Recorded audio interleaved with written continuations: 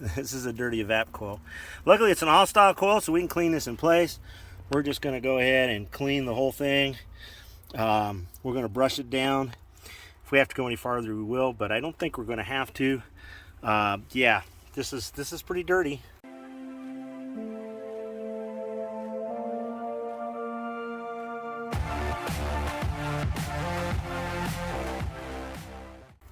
This is an all-style coil.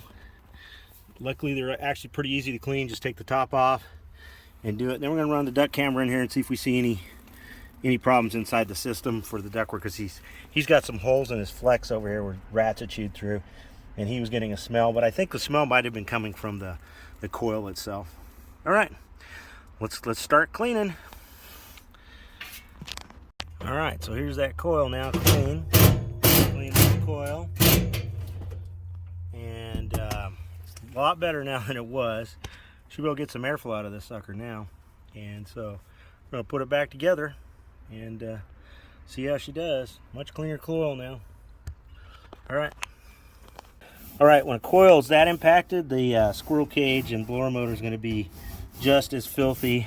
We're going to have to clean this blower compartment. We're going to have to pull the blower, clean it. We probably should be able to clean it up here. I'd have to actually take it outside, but yeah, this is pretty impacted when you got dust bunnies like that on a unit. Filter's really going to help. This guy doesn't have a filter in his system. Looks like they might have been running it without it for a while. All right.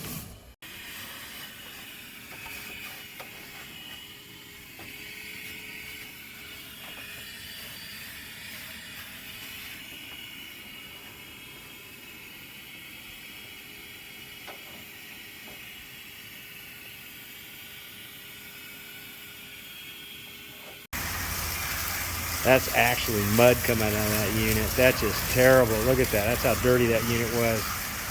This thing's never been maintained, I don't think, for years. I'm telling you, this should work a lot better when we're done. Clean coil, clean blower, clean condenser coil.